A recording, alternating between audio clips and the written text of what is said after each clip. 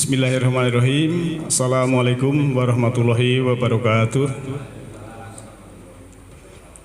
Alhamdulillah arsala rasulahu bil huda wa dil haq liyudhhirahu ala dini kullihi walau karihal musyrikun. Asyhadu alla ilaha illallahul malikul haqqul mubin wa asyhadu anna muhammadan abduhu wa rasuluhu shadiqul wa'dil amin. Allahumma sholli ala Muhammadin wa ala alihi wa ashabihi ajmain, amma ba'd. Subhanaka la ilma lana illa ma 'allamtana innaka antal alimul hakim. Rabbi shrah li sadri wa yassir li amri wahlul 'uqdatam min lisani yafqahu qawli. Ibu bapak, sahabat semuanya, Majelis Taklim Nurul Huda yang insyaallah dirahmati oleh Allah Subhanahu wa taala. Senantiasalah kita di tahun baru 2024 secara Masehi. Kalau Komariah Jumatil Akhir ya. Ya, semua itu waktu adalah bikinan Allah yang perlu kita syukuri. Dengan bersyukur, insya Allah keberlimpahan, keberkahan dari Allah itu akan diberikan kepada kita semua.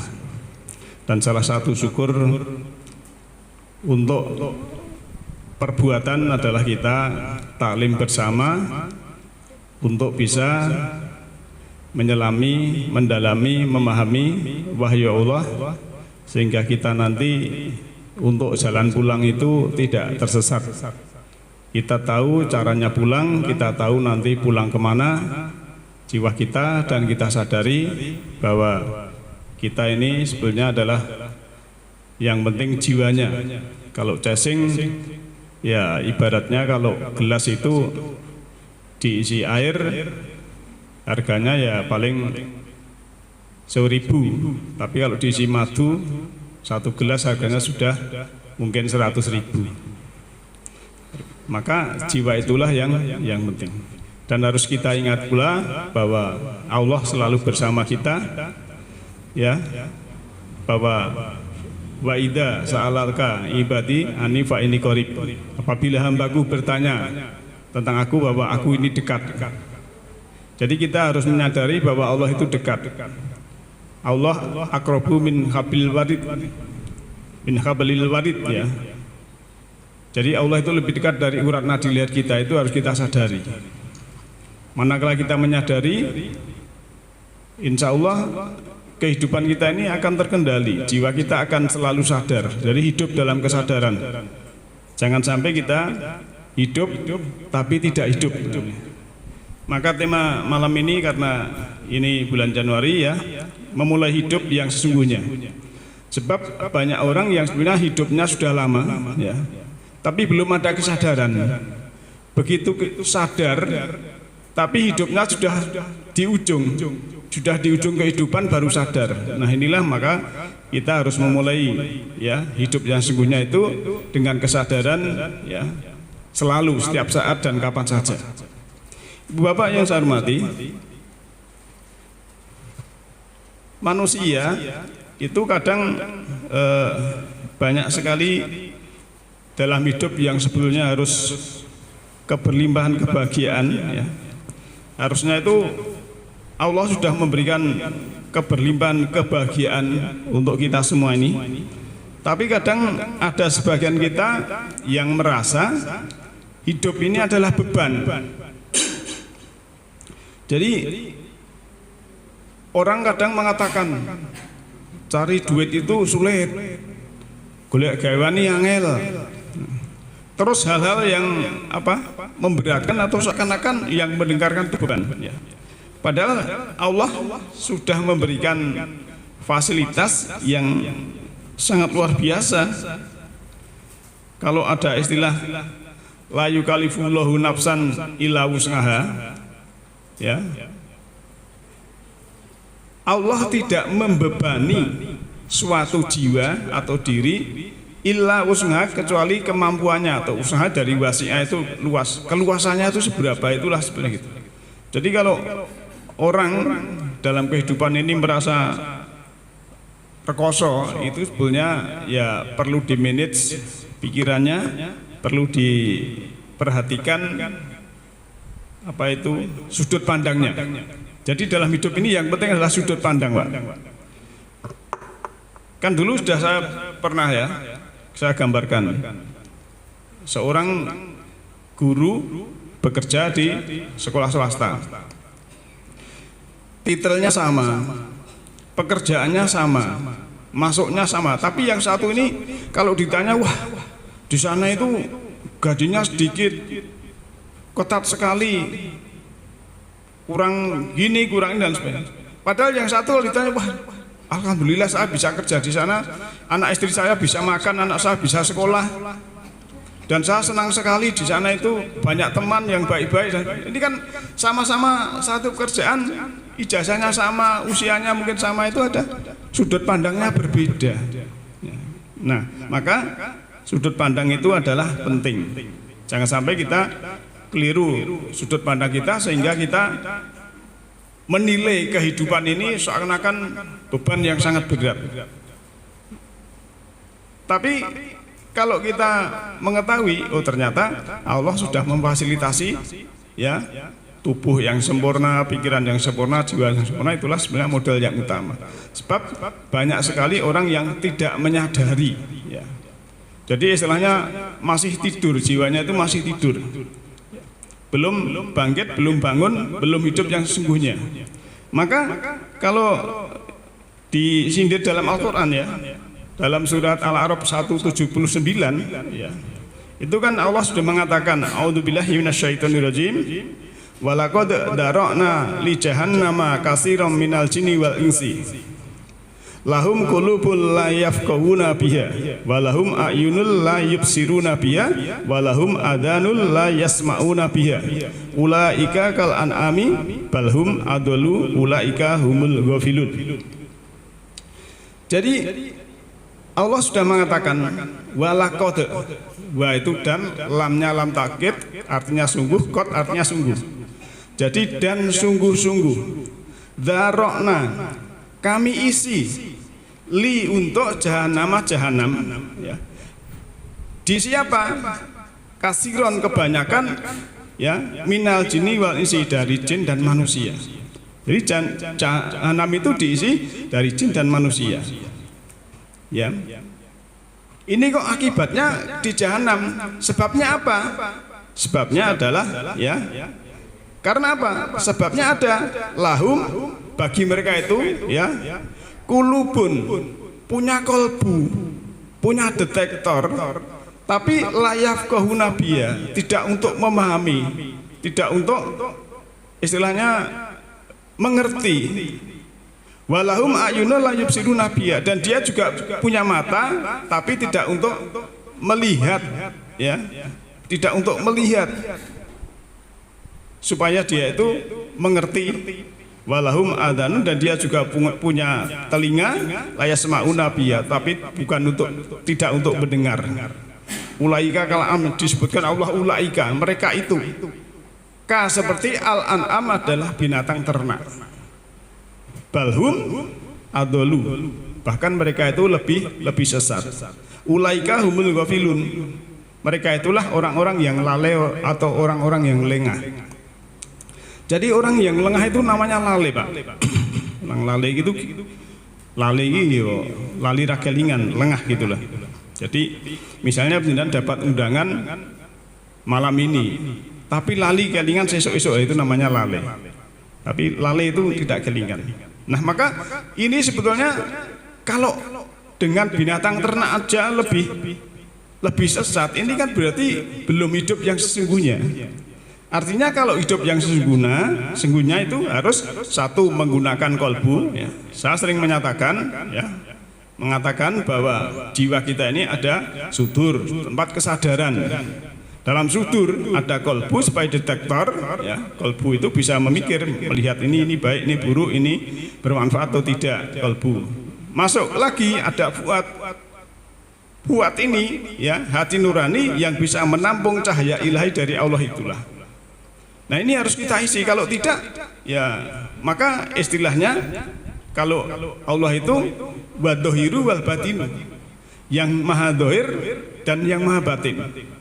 Nah, kita manusia ini sebetulnya juga ya dohir ya batin, Pak. Misalnya Mas Tarno guru. Mas Tarno itu dohir, ada, kelihatan. Tapi sejatinya Mas Tarno itu mana? Tidak kelihatan. Loh gitu loh. Jadi ya dohir ya batin. Ini manusia saja. Nah, oleh karena itu ya kita harus jangan sampai seperti yang di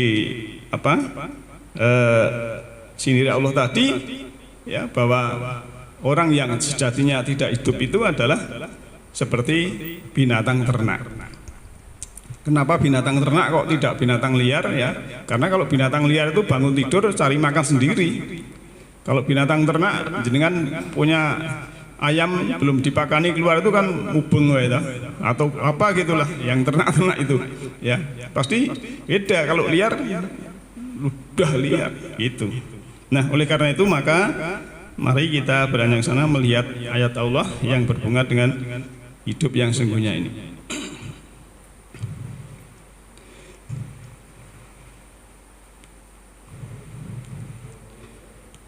Kita lihat dulu menuju hidup yang sesungguhnya, ya. Itu kita harus mengenal diri sejati, Pak. Mengenal diri sejati itu kan dalam surat 15 ayat 29 itu kan setelah kita sempurna di rahim ibu kita ditiupkan roh kita. Kemudian kita menumbuhkan benih kasih sayang. Ya, karena di rahim ibu kan Allah sudah mengatakan alastu birabbikum. Apakah aku Tuhanmu? Kita mengatakan qalu bala sahidna. Ya Allah, Engkau Tuhanku dan aku menyaksikan. Ya. Kemudian kalau kita hidup ini sendaguro, kita harus ke hidup yang sesungguhnya, Pak. Karena surat Al-Hadid ayat 20 itu kan hidup itu sendaguro, fata morgana, permainan dan lain sebagainya. Banyak ayat-ayat itu yang mengatakan seperti itu. Tapi kita harus sesungguhnya hidup yang betul-betul bermanfaat, hidup yang sungguh, jangan hanya hidup-hidupan. Apalagi kalau ketoprak itu ada istilah mayat hidup, beda lagi ya. Kemudian meluaskan pikiran dan kesulitan bukan sebagai beban, Pak. Jadi ibaratnya kalau saya ilustrasikan yang mudah itu kan, suatu masalah dalam kehidupan ini, satu gambarannya satu sendok garam. Lantas pikiran kita itu saya ibaratkan gelas, kemudian kolam, kemudian kolam renang. Nah, kalau gelas ini, masalah ini, garam ini dimasukkan satu gelas air, ini kan asin. Jadi kalau pikirannya masih sempit, itu masalahnya satu sendok garam ini ya asin sekali, bebannya berat sekali. Tapi kalau pikirannya diluaskan, ya, suatu kolah tempat mandi itu satu garam itu sudah tidak begitu asin. Apalagi pikirannya diluaskan kolam renang, satu garam pure gitu, dah tidak asin semua. Nah, itulah harus pikiran kita luaskan, ya. Jadi seperti tadi, la yukallifullahu nafsan illa wus'aha, surah Al-Baqarah itu kan ayat akhir itu, bahwa Allah itu tidak membebani suatu jiwa itu kecuali keluasannya atau kesanggupannya. Tapi kadang aku ini kok rekoso banget kan, ada tahu orang kadang ya, saya itu sok ketemu teman sing wah aku rekoso banget, aku ini jan orang meneri banget lah, orang gitu loh. Padahal sebenarnya kalau kita menyadari yang kita terima saat ini adalah apa itu? Semaian kita. Jadi ada istilah tabur tuwe. Apa yang kita terima saat ini adalah yang kita tabur masa lalu kan begitu. Menyadari hukum perubahan di semesta. Jadi kalau saat ini kita itu punya beban sedih sekali, masalah apa? Kita harus sadar ada hukum perubahan di semesta ini, Pak. Ya. Kemudian baca di dalam surat Rum ayat 19 itu kan Allah menghidupkan, mengeluarkan dari yang mati, hidup dari yang mati, mengeluarkan dari yang mati dari yang hidup kan gitu. Siklusnya ada. Tidak mungkin kita itu Allah memberikan kesedihan terus menerus dan istilahnya beban yang berat terus menerus. Pasti ada. Maka kalau menjadikan melihat pengusaha yang sukses itu dulunya mesti pernah apa ya? Pernah jatuh bangun, Pak. Ya. Kemudian seorang motivator tentang parenting nasihat keluarga. Itu pasti kadang dulunya itu keluarganya ya mari dulu. Karena pengalaman seperti itu kemudian dia itu. Maka dalam rumah tangga atau dalam cinta yang tidak ada pertengkaran itu kan hanya dalam dongeng, Pak. Ya. Omah-omah 40 tahun mesti ana padune, Pak. Cobi sing sinten sing dereng padu karo bojone. Nggih enten mungkin, tapi ya ora ketang opo lho mbuh. Kan misale bapak niki kan wah esuk dimasake kuban sawi, awan kuban sawi, ya sore jajan rasah rame-rame ngoten penak to. Biasane ngoten. Enten sing wah kok gurdi ngene terus kan itu. Ndak enak. Wis pengen jajan ndak masalah gitu loh. Solusi itu namanya. Jangan bikin mumet. Masalahnya kecil tapi dibesarkan oleh kita. Gur diladeni bojone terus tinggal lungae, aku kok kaya kucing. Rasah ngono ya bojone ya repot kok misalnya gitu. Kadang kan manusia seperti itu ya. Ya, itu namanya masih ego. Maka kita harus menyadari itu. Juga pikiran, perkataan, tindakan selalu dalam kebaikan ya. Termasuk kulu qaulan sadida itu ya. Tadi perkataan, pikiran, masuk kita tindakan, amal soleh dan lain sebagainya. Karena pikiran itu bisa mengeluarkan perkataan bisa menjadi tindakan atau perilaku. Nah, perilaku itulah menjadi nasib atau takdir seseorang. Kalau yang diomongkan itu gitaran, benbengi, ya nasibnya seperti itu terus misalnya gitu. Tapi kalau yang dipikirkan itu hal-hal yang gagasan yang luas, kemudian perkataannya itu yang istilahnya punya misi, visi yang baik, kemudian dilakukan, ya itulah menjadi nasib atau takdir mereka. Lantas rendah hati dan menebar rahmat, jadi rahmatan lil alamin. Jadi rendah hati, menebar rahmat itu adalah kunci kita hidup yang sesungguhnya juga. Sekarang kita melihat ayat. Dalam surat 63 ayat 10 ya. A'udzubillahi minasyaitonirrajim. Wa anfiqu mimma razaqnakum min qabli ayatiya ahadukumul mautu wa yaqula rabbi laula akhartani ila ajalin qarib fa asaddaqa wa akun minas solihin. Wa anfiqu dan infakkanlah min dari ma apa-apa rozaknakum yang telah kami rezekikan kepada kamu sekalian min qablu ayatiya akadumul maut ya. Sebelum datang kematian kepada salah seorang di antara kamu. Fayakula ya. Lantas kamu berkata, Rabbi laula akhartani ila ajalin qarib fa asaddaqa wa akum minas solihin. Ya Rob, ya Tuhanku, mengapa engkau tidak menangguhkan kematianku sampai waktu yang dekat yang menyebabkan aku dapat bersedekah dan aku termasuk orang-orang yang soleh. Ini penyesalan, Pak. Penyesalan orang yang sudah dimatikan ya. Jiwanya ini menyesal. Satu penyesalannya yaitu dia ingin dikembalikan. Setelah dikembalikan dia akan fa'asodako ya. Kalau di terjemahan biasa fa'asodako ini kalau saya diberi waktu sedikit saja qorib yang dekat ajalin qorib, saya fa'asodako, saya akan bersedekah wa akun minas solihin dan saya akan menjadi orang yang soleh. Nah artinya ini berarti sebelumnya itu dia itu belum pernah bersedekah, belum pernah menjadi orang yang soleh. Nah maka dia ingin waktu sedikit saja untuk kalau dikembalikan ditangguhkan akan melakukan ini. Nah Bapak Ibu yang saya hormati, artinya kalau kita mau hidup yang sesungguhnya itu adalah satu fa'asodaqo dan menjadi orang yang solihin atau yang soleh. Kalau wanita solihat ya. Tapi biasanya dalam Al-Quran tuh pakai dhamir ya, mudzakkar itu sudah mewakili mu'annas atau perempuan. Misalnya ya ayyuhalladzina amanu, hai orang-orang yang beriman. Itu pakai amanu. Ya. Jadi di sini minas sholihin juga pakai mudzakkar.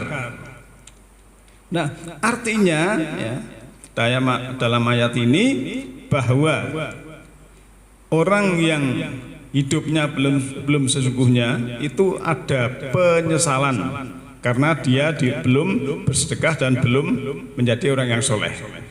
Nah, ini saya pakai terjemahan yang tepat, fa'asodako. Lantas fa'asodako ini ya, fa maka asodako, aku akan membenarkan, akan bersedekah. Sodik itu kan benar Pak, akan membenarkan. Jadi yang dimaksud fa'asodako itu satu yang tadi bersedekah dan amal soleh bisa, tapi di sini juga membenarkan yang tadinya itu hanya mendustakan. Nek coro Jawa maidu, diterangkan ini maidu, diterangkan ini maidu lah. Kalau mau diberi waktu yang sedikit saja, dia akan membenarkan. Fa'asodako, fa'asodako itu akan membenarkan. Penyesalannya seperti itu. Maka kita ya, kalau ingin hidup yang sungguhnya, ini harus kita laksanakan.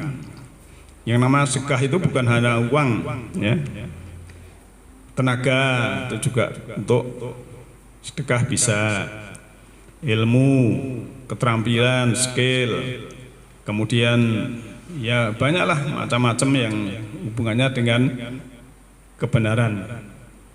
Nah, minal sholihin ini, soleh itu artinya luas Pak, bisa produktif, ya, bisa berbuat baik yang ujungnya adalah ketemu Tuhan, itu juga soleh. Kablu minanas, menolong, memberi dan sebagainya itu juga soleh. Dan soleh itu sangat luas, tidak harus kita artikan yang sangat sempit. Nah, ini kita akan melihat ternyata orang penyesalannya seperti itu. Ayat 11-nya ya, walang yuakhirallahu nafsan idza jaa ajaluha wallahu khabirum bima ta'malun. Dan Allah sekali tidak akan menangguhkan kematian seseorang apabila telah datang waktu kematiannya, dan Allah Maha mengenal apa yang kamu kerjakan. Nah, namanya waktu, ajal ya. Ya, ajal itu waktu. Maka idza, apabila jaa datang ajaluha, ajalnya ya, itu walan yuakhir, Allah tidak mengundurkan. Akhir itu kan kemudian, tidak mengemudiankan, istilah gitu. Jadi hari akhir itu hari kemudian. Jadi ya udah, saatnya kamu ajal datang ya sudah, kan begitu. Dan itu kan ini korelasi, ada hubungannya dengan maut. Itu ada beberapa hal itu ya, dulu sudah kita bahas ya, kalau tidak salah dalam surat Al-An'am 158 itu ya. Jadi ada yang didatangi rob, ada yang apa, ada kausalitas bab akibat dan lain sebagainya itu. Maka kita sebelum ya ajal datang kepada kita, jadilah kita ini hidup yang sesungguhnya, yaitu satu mau membenarkan. Yang kedua juga bisa berarti kita bersedekah dengan kemampuan kita dan kita menjadi orang-orang yang soleh. Kalau kita menjadi orang yang soleh, insya Allah ya iman kita itu kita tunjukkan dalam amal soleh itu.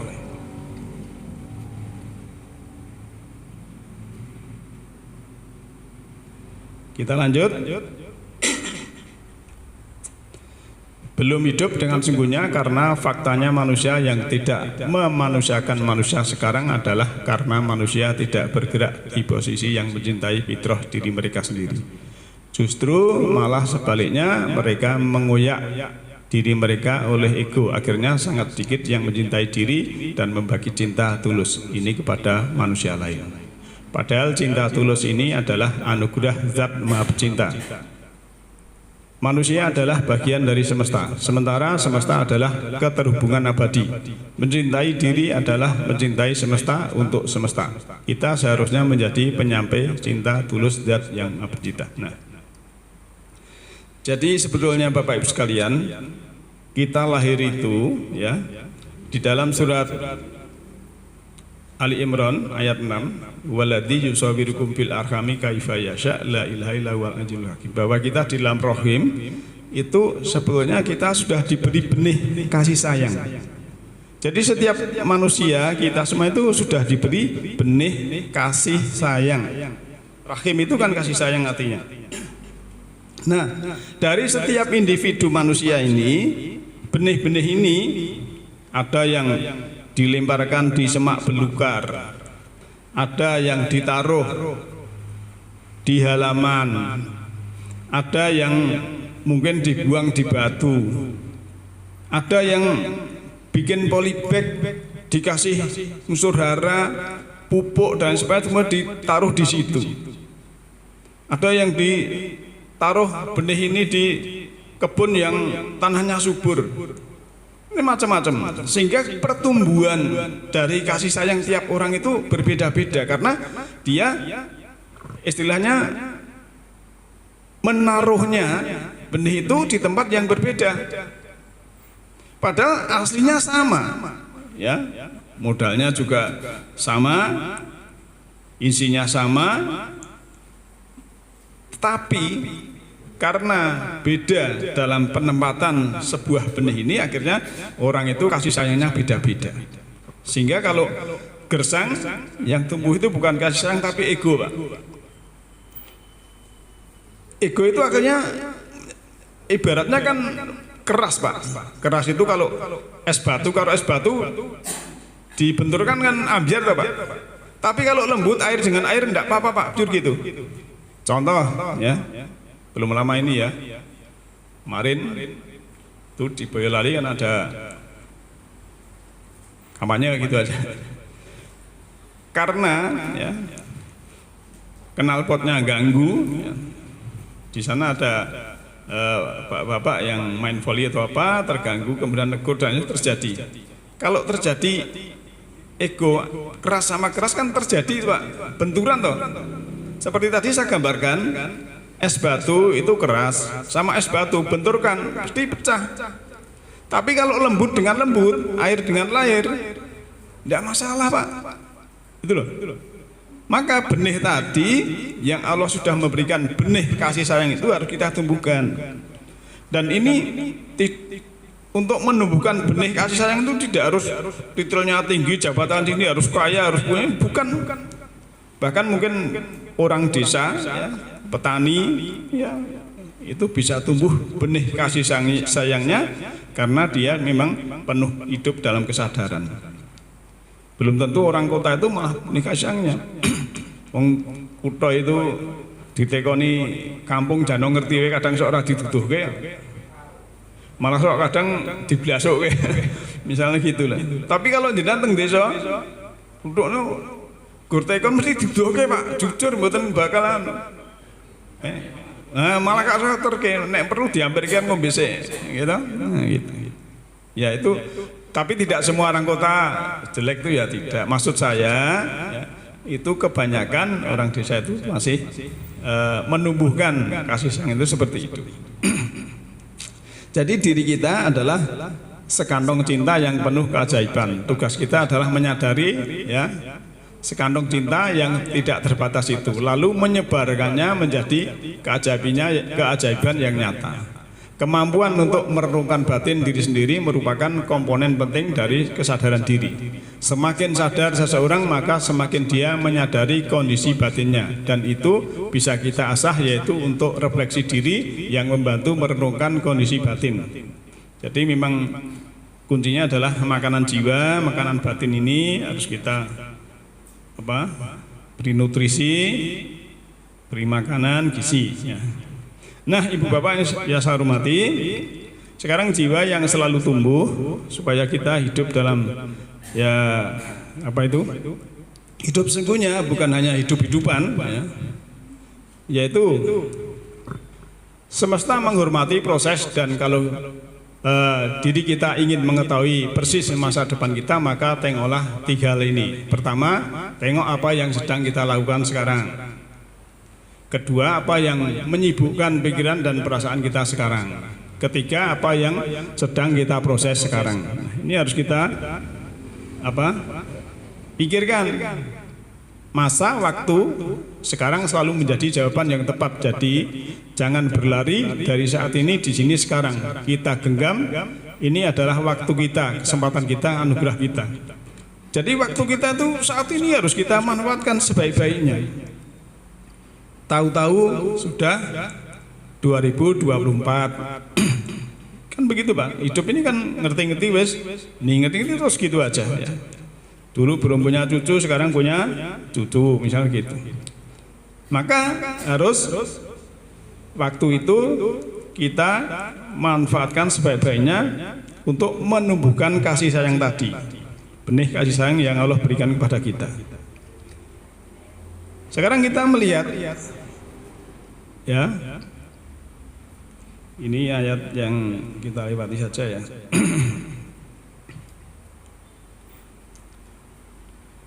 Dalam surat 32 ayat 7 Allah berfirman, alladzi ahsana kulla syai'in khalaqahu wa bada'a khalqal insani min tin.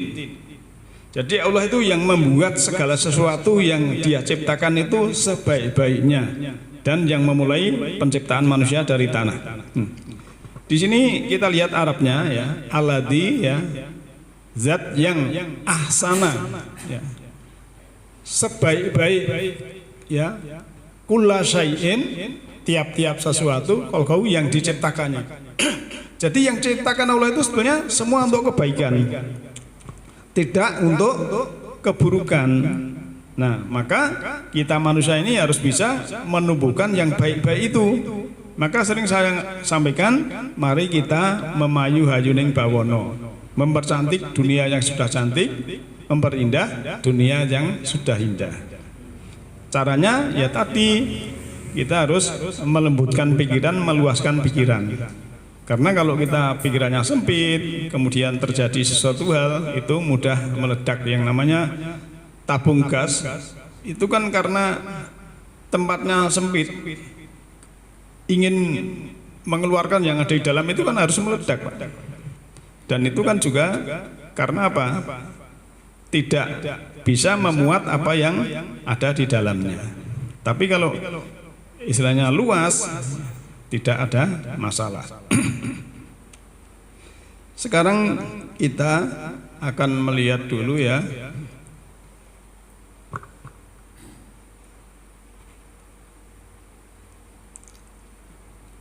ini contoh yang hidup jiwanya orang yang telah berada di jannah, tidak akan tersentuh oleh penderitaan seperti api kemarahan, kesombongan, keakuan, kemegahan, kekafiran, kemusyrikan, kefasikan dan kemunafikan.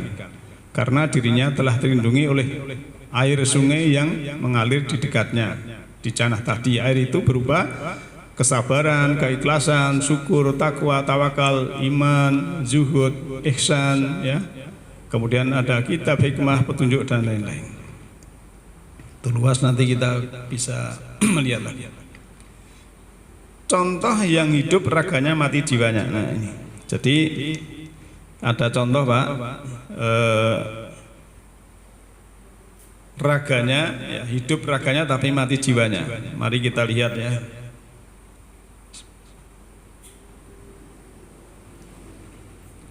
Saya gambarkan di sini sebelah ayat Fir'aun. Tadi kan contoh yang hidup raganya mati jiwanya. Surah Qasas ayat 38. Ya.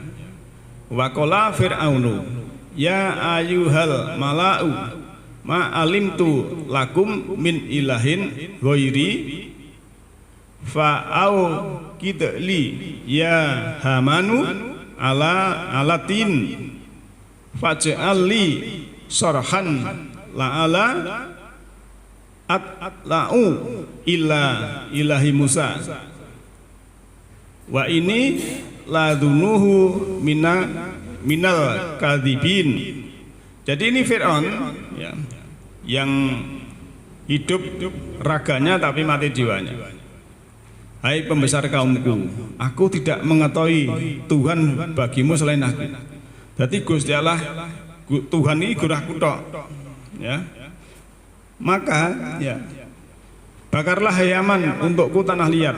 Ya, kalau sekarang ya bikin senjata. Ya, kemudian buatlah untukku bangunan yang tinggi, menara yang tinggi supaya aku dapat naik melihat Tuhan Musa. Dan sungguhnya aku benar-benar yakin bahwa dia termasuk orang-orang yang mendusta. Nah gini loh. Jadi karena dia itu jiwanya jiwa mati, hanya hidup raganya. Dia punya, kalau sekarang ya menristek lah gitu lah. Bikinlah ya senjata atau rudal balistik lah kalau mungkin sekarang. Kemudian bikin mercusuar yang tinggi. Nanti kita naik ke atas. Nah, setelah kita naik atas, nanti saya akan tembak Tuhannya Musa dengan rudal ini, gitu loh maksudnya. Jadi pikirannya itu pikiran sing piye ya? Di samping jelek-jelek itu nalare tidak ya mung jasmani materi gitu loh. Jadi dia belum sampai kepada hal yang mengenal dirinya, sejatinya dirinya, kemudian ada energi vibrasi yang di luar itu dia tidak tahu, sehingga yaitu tadi dia menyuruh Haman bikinlah ya senjata yang bisa dilemparkan, kemudian kalau senjata yang bisa ditembakkan ini kamu bikin mercusuar atau menara yang tinggi, nanti saya naik saya tembak Tuhannya Musa dari sana gitu. Seakan-akan Gusti Allah Musa yang gugur katanya kan gitu kan. Nah ini kan ya jiwanya masih dalam keadaan mati. Maka akhir hidupnya Firaun itu sebenarnya kan sudah sadar Pak. Sadar tapi wis gelagep-gelagep walaupun ngaku muslim sudah tidak diterima. Nah sekarang yang terakhir ya, untuk menumbuhkan jiwa yang hidup kita sadari 6 hal berikut ini karena tidak bisa dibeli dengan uang sekaya apapun kita. Jadi walaupun penjaringan depositonya miliaran ya, kemudian tabungannya juga ratusan juta, tapi yang namanya cinta itu tidak bisa dibeli Pak, pakai uang ya. Cinta adalah puncak dari rasa hati yang datang dari langit, tiba-tiba muncul dari dalam hati yang manusia tidak bisa meminta, tidak bisa menolak dan tidak bisa membeli. Jika kita kaya, bisa saja mendapatkan tubuhnya yang molek, tetapi tidak akan bisa mendapatkan cintanya. Tidak bisa mendapatkan hatinya. Cinta tetap misterius, tidak bisa kita beli dengan uang. Maka kalau punya uang bisa mendapatkan seseorang yang cantik bisa, tapi cintanya belum bisa, tidak bisa. Berbeda karena uang gitu. Tapi bagi orang yang beriman itu Allah akan memberikan ya, orang beriman amal soleh, Allah akan memberikan, menanamkan dalam hati mereka itu adalah rasih benih kasih sayang tadi. Itu yang satu ya, cinta ya. Sekarang waktu Pak. Waktu itu juga tidak bisa dibeli dengan uang. Waktu tidak bisa dibeli. Kita terus melepas waktu, meninggalkan waktu yang telah kita lalui tanpa bisa kembali. Dari masa lalu menuju hari berakhirnya kita hidup yang tidak kita ketahui. Kapan? Yang tidak dapat kita ulang. Nikmati saja perjalanan ini, setiap momen bagian kita untuk menyelesaikan tanggung jawab kehidupan kita masing-masing. Jadi waktu itu juga bisa beli. Kalau saya bisa beli Pak, misalnya 1 tahun itu 1 juta, saya mau beli 20 juta, 20 tahun Pak. Jadi saya muda lagi, kalau sekarang 60 menjadi 40. Iya. Ya, Pak Mati juga gitu, kalau misalnya bisa waktu bisa dibeli ya. Wah, tadi kok tabungannya wis apa meneh Mbah Sabto kuwi ya, langsung tuku 50 tahun 6 meneh terus sesuk kitbah. Ya, maka waktu itu tidak bisa dibeli. Ya sudah, kita nikmati saja. Yang kedua, sekarang yang ketiga, kedamaian. Ya. Ketentraman, kedamaian tidak bisa kita beli. Kedamaian adalah tentang gairah hidup yang sama, ketertarikan yang sama, saling menyayangi, saling menghargai, saling menghormati, saling memuji, saling mengerti batas-batas pribadi individu. Ya, jadi termasuk kedamaian, damai ya, dalam kita ini tidak bisa dibeli, Pak. Karena kalau sudah murad-marid ya, seperti keadaan perang di sana itu ada uang berapapun kalau sudah egonya sama-sama begitu, ya sulit. Yang bisa meredam malah mereka-mereka sendiri. Lantas yang keempat, bakat ini juga tidak bisa dibeli, Pak. Di talenta kita ini bawaan lahir, bawaan jiwa sejak lahir yang tidak dapat dibeli dengan uang. Uang hanya untuk mengembangkan bakatnya yang dibawa dari lahir itu agar terus tumbuh kembang. Jadi istilahnya kawan bayi gitu. Bakat. Maka kalau kita punya anak itu terserah bakatnya apa. Kalau dia memang ahli matematika, ya jangan disekolahkan musik kan gitu. Harus disesuaikan bakatnya. Yang kelima adalah kesehatan, Pak.